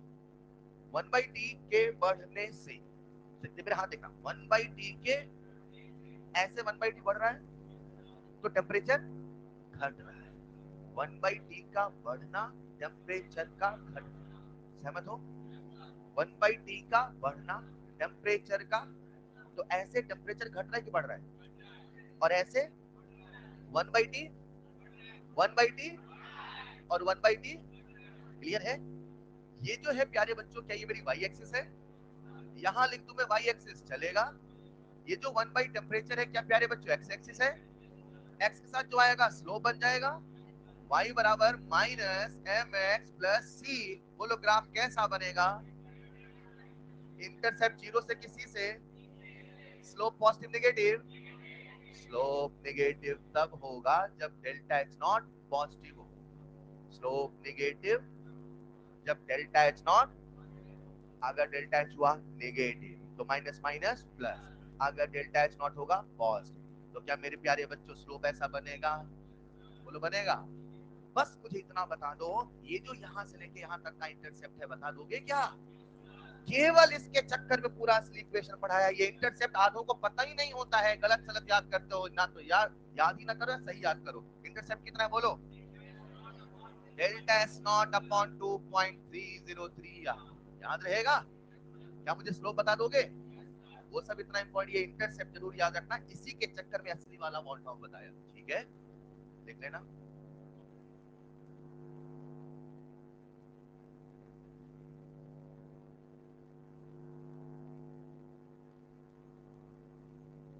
ये जो इक्वेशन है वॉन टॉप इक्वेशन, ये कहां से आई? देखो मन में सवाल था कि सर टेम्परेचर के बदलने से क्या बदलता है?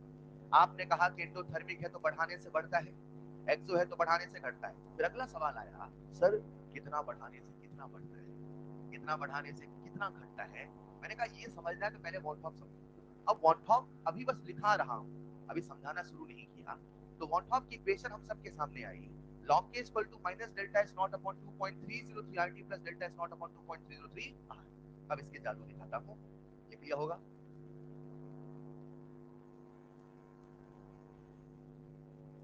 इतना तो आप जानते हो ना प्यारे बच्चों की दुनिया में दो तरह की रिएक्शन है, या तो है एक्सो या तो है एंडो। या तो डेल्टा एच नेगेटिव है या तो delta H positive, and might be possible delta H zero भी हो। ऐसी भी रिएक्शन है, net no heat exchange possible है, तो डेल्टा एच जीरो भी हो सकता है। चलो नेक्स्ट स्लाइड में चलूं क्या? तो प्यारे बच्चों आ जाओ जरा, क्या एक बार मुझे वॉन टॉप इक्वेशन का असली रूप बोल के बताओगे? इंटेंशन मात्र एक आपको याद हो जाए, ताकि बोल लो एक बार क्लास में। log k is equal to minus delta h naught upon 2.303 RT plus delta s naught।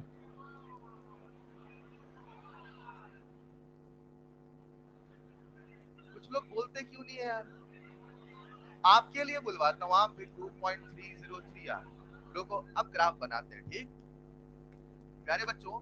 Graph बना रहे हैं, आइए बोर्ड पे आइए, बोर्ड पे आइए आगे।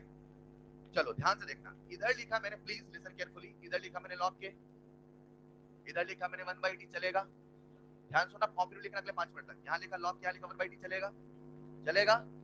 अगर मैं कहूं एंडोथर्मिक, क्या कहूं?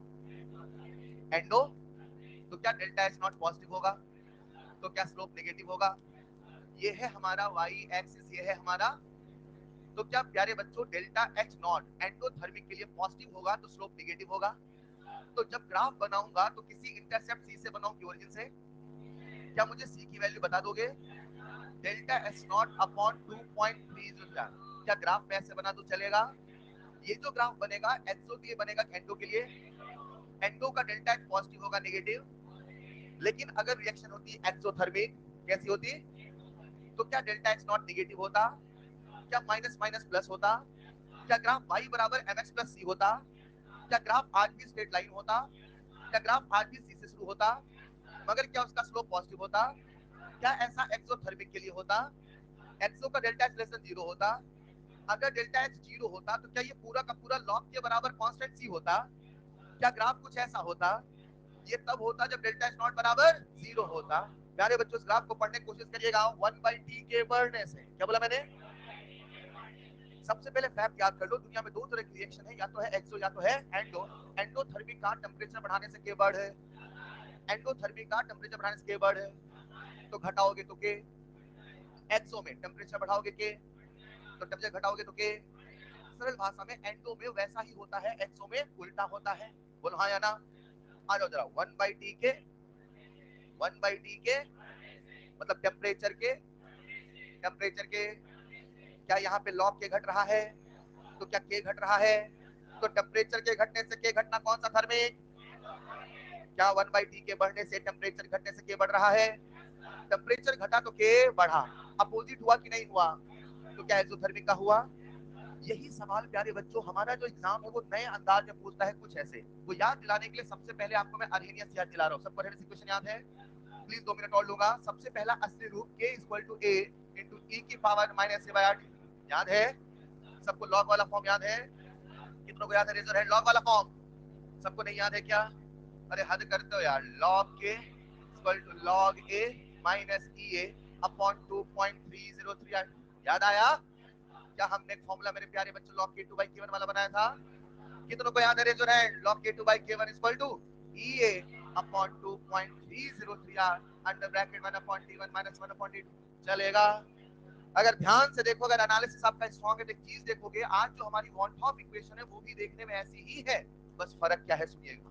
वॉन, अरे सुन रहा हो ना यार, ये जो वॉन इक्वेशन है कुछ ऐसी है मेरे प्यारे बच्चों, log k इक्वल टू लिख रहा हूं मैं delta s not upon 2.303 r minus delta x not upon 2.3, बोलो ना, कंपेयर करो ये लॉग के rate constant, equilibrium constant, rate constant, log A दिख रहा है, क्या ये कांस्टेंट हुआ करता था, क्या आज यहाँ पे पूरा का पूरा दिख रहा है, तो ऐसा सोचो ना, लॉग ए को इससे रिप्लेस कर दिया, अरे हाँ या ना, क्या ये पूरा का पूरा आपको दिख रहा है, क्या ऐसा यहाँ दिख रहा है, नीचे ये है नीचे ये है, बस जहाँ ये है वहां माइनस डेल्टा एच नॉट है, बोलो हाँ या ना। मतलब इसका मैं ऐसा फॉर्मूला बना सकता हूँ, बना लूंगा, क्या फर्क आएगा बता दोगे, K2 K1 K2 K1, जहां है ये वहां आएगा डेल्टा H, बोलो हाँ या ना। कितने बच्चे फॉर्मूले याद हो गया, बना लोगे, बोलना चाहोगे, मैंने कैसे बनाया समझ गए ना, जैसा अर्हेनियस से पूरा किस्सा समझाया था दोबारा नहीं समझाऊंगा, ठीक वैसा ही किस्सा यहाँ वन टॉप में कर सकता हूँ। जब वैसा ही किस्सा करता हूँ प्यारे बच्चों, तो हम सबके सामने इक्वेशन बन के आती है, log K2 बाई बराबर delta H not upon 2.303 R under bracket 1 upon t1 minus 1 upon t, चलेगा। हमारी पूरी केमिस्ट्री में थर्मोडायनेमिक्स के कारण एक कन्वेंशन है मेरे प्यारे बच्चों, मान के चलो T2 T1 से बड़ा है, मान लो, अरे मान लो, कौन बड़ा, थक गए क्या, कौन बड़ा है, किससे बड़ा, मतलब T1 होगा तो 1 अपॉन छोटा, 1 अपॉन छोटा, 1 अपॉन छोटा, 1 अपॉन बड़ा, बड़ा माइनस छोटा, पॉजिटिव हाँ या ना, क्या ये पूरा हमेशा पॉजिटिव होने वाला है, नहीं समझे, T1 छोटा है तो 1 अपॉन छोटा बड़ा नंबर, T2 बड़ा है तो 1 अपॉन बड़ा छोटा नंबर, तो बड़ा माइनस छोटा पॉजिटिव, क्या ये हमेशा पॉजिटिव होने वाला है, नहीं होगा, ये पूरा का पूरा टर्म पॉजिटिव है कि नहीं है, क्योंकि ये है तो ये पॉजिटिव है हाँ या ना। अब जो कहना सुनना, दुनिया में दो तरह की रिएक्शन है, या तो है एंडो या तो है, हर बच्चा सुन रहा है, अगर मैंने टेम्परेचर को बढ़ाया, टेम्परेचर को तो टेम्परेचर बढ़ाऊंगा मतलब क्या T2 T1 से बड़ा होगा, T2 T1 से बड़ा, क्या ये पूरा पॉजिटिव होगा कि नहीं होगा, कौन सा थर्मिक है, डेल्टा एच कैसा, तो ये पूरा का पूरा, ये पूरा का पूरा, यानी मैं कह दूं एंडोथर्मिक के कारण log K2/K1 होगा positive. Agree? Agree? log K2/K1 positive हुआ तो क्या ग्रेटर देन 0 हुआ? अगर ये ग्रेटर देन 0 हुआ तो क्या K2/K1 1 से बड़ा हुआ? क्योंकि log 1 कितना होता है? log 1, log 1। यार आप छूट रहे हो बच्चे, एक दो बच्चे जल्दी से जुड़ेंगे। क्या log K2/K1 पॉजिटिव आएगा? तो क्या K2/K1 1 से बड़ा होगा? 1 से मतलब K2 K1 से, तभी तो 1 से बड़ा होगा। ऊपर का नंबर नीचे से बड़ा होगा तभी तो 1 से बड़ा होगा। यानी मैं सरल भाषा में कह सकता हूं टेम्परेचर के बढ़ाने से K2 K1 से बड़ा होगा। यानी टेम्परेचर बढ़ा तो K, टेम्परेचर बढ़ा तो K। लेकिन अगर एक्सोथर्मिक होगा तो मुझे बताओ टेम्परेचर के बढ़ने से मतलब T2 ग्रेटर देन, क्या ये पूरा पॉजिटिव होगा? क्या ये नेगेटिव होगा? तो क्या मैं कह दूं log K2/K1 पूरा का पूरा नेगेटिव होगा? नेगेटिव मतलब लेस देन, लेस देन। तो बताओ K2/K1 1 होगा कि 1 से बड़ा होगा 1 से छोटा? K2/K1 अगर हुआ 1, सुनो बस सुनो साथ में। होता क्या है ना, फोकस छूटता है तो फिर हम छूट जाते हैं। मेरे शब्दों के साथ चलना पड़ेगा, ये आपके फोकस को इंप्रूव करेगा। K2/K1 ये नंबर अगर होगा 1, अगर होगा तो क्या बनेगा? 0। अगर 1 से बड़ा तो पॉजिटिव। अरे log 2 तो पॉजिटिव है ना, 1 से छोटे नंबर का log नेगेटिव होता है ना। तो जब ये 1 से छोटा होगा तभी तो नेगेटिव होगा ना। आज नेगेटिव है कि नहीं है? मतलब K2 K1 1 से छोटा है कि नहीं है? मतलब K1 बड़ा कि K2 बड़ा? K1 बड़ा कि K2 बड़ा? बोलो बच्चों। ये जो आपके सामने लिखी है इक्वेशन का नाम है modified version of van't Hoff equation. क्या नाम है इसका? आधी जगह पे modified version of van't Hoff equation से ही सारी चीजें एक्सप्लेन की जाती है, लेकिन मात्र इस ग्राफ के इंटरसेप्ट के चक्कर में आपको असली रूप बताया कि आपको याद रहेगा। कहानी को समेटता हूं, सुनिएगा। एक बच्चे ने मुझसे कहा सर आपने कहा टेम्परेचर के बदलने से इक्विलिब्रियम बदल कैसे बदलता है? पहला सवाल, अगर रिएक्शन एक्सोथर्मिक है, कैसी है? तो टेम्परेचर के बढ़ाने से के, घटे से के, मतलब बढ़ाओगे तो घटेगा, घटाओगे तो। लेकिन अगर एंडोथर्मिक है तो टेम्परेचर बढ़ाने से के बढ़। यानी एंडो मुझसे कहती है मुझे टेम्परेचर दो दो, एंडो मुझसे कहती है मुझे टेम्परेचर दो दो। इसको याद रखो, एंडो मुझसे कहती है मुझे टेम्परेचर। सवाल आता है सर टेम्परेचर के बदलने से कैसे बदलता है? किसने समझाया? Van't Hoff equation. क्या सबको वॉन टॉप इक्वेशन याद रहेगा? वॉन टॉप इक्वेशन कहता है जैसे जैसे टेम्परेचर बढ़ेगा कभी के घटेगा तो कभी के बढ़ेगा। किसके लिए घटे किसके लिए बढ़ेगा चलेगा। इसी बात को समझाने का एक दूसरा नजरिया था, आप उसे ऐसे भी कह सकते हो। इन पूरी बातों में मैंने एक ही बात समझाने की कोशिश करी है कि टेम्परेचर बढ़ाने से कभी के बढ़ता है तो कभी के घटता है। नजरिए अलग है, तरीके अलग है, कंसेप्ट एक है, फैक्ट एक है। टेम्परेचर बढ़ाओगे तो एंडो का के बढ़ेगा, एक्सो का के। सबसे पहले फैक्ट बताऊंगा, बता दिया। वन टॉप इक्वेशन कहानी सुनाऊंगा, सुना दिया। अगला नंबर न्यूमेरिकल जो करेंगे इस क्लास में। इसको जल्दी छापा मार खेलेंगे। थक गए क्या? ये लिख लिया था।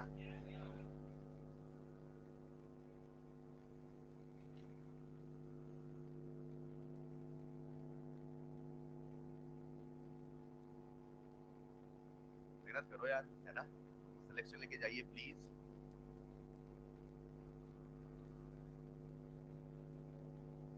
और आप में से बहुत सारे बच्चे ऐसे थे जो 580 590 रेंज में थे, तो आप सिलेक्शन के लिए दोबारा तो नहीं आए थे ना। उस चीज को याद रखिए। नहीं, कई बार हम भूल जाते हैं, हम भी भूल जाते हैं सिलेबस कराना, बीच में याद आता रहता है नोटिफिकेशन हाँ कराना है। तो वही वाली बात है, हो जाता है। तो बस मैं एक रिमाइंडर याद दिला रहा हूँ, जो करने आए थे वो करिए प्लीज, बहुत कम समय बचा है।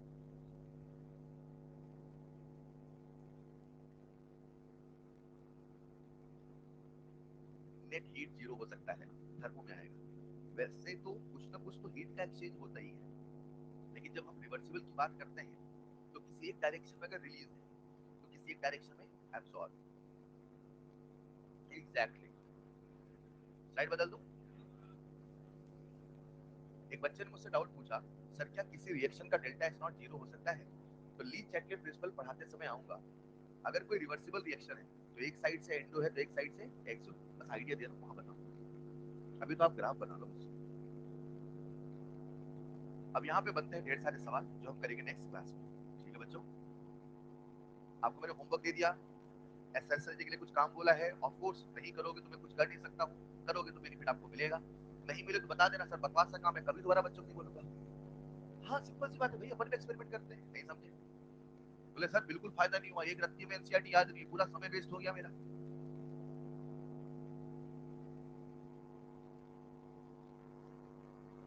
को काम करिएगा, 5 सवाल रोज बनाओ बस, है ना। जब भी एनसीईआरटी पढ़ने बैठे 5 सवाल पर एक कॉपी बनाओ, तो उसमें सारे सवाल लिखते रहो यार के अपने, अच्छी खासी आपकी थ्योरी स्ट्रांग हो जाएगी। और अभी आप इक्विलिब्रियम का नोट्स बिल्कुल लाइन टू लाइन याद किए रहना। नेक्स्ट मतलब नेक्स्ट वीक से आपको मैं होमवर्क देना स्टार्ट करूँ, एक साथ दूंगा 50-50 सवाल, ठीक है। डन है। ऑनलाइन वालों सो गए क्या बच्चों? कैसे हैं आप सब?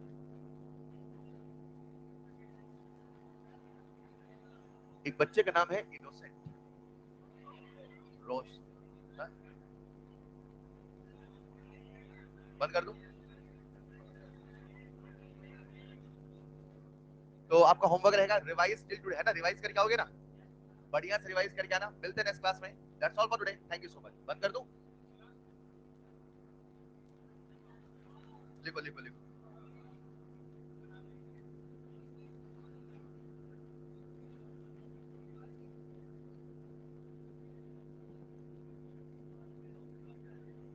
रोशन कुमार और राहुल राज क्या क्लास में है?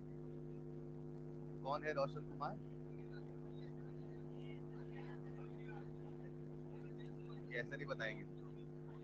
अगर आए हैं तो इनसे मिलते हुए जाइएगा, कुछ गिफ्ट हैम्पर है आप सबके लिए। That's all for today, thank you so much.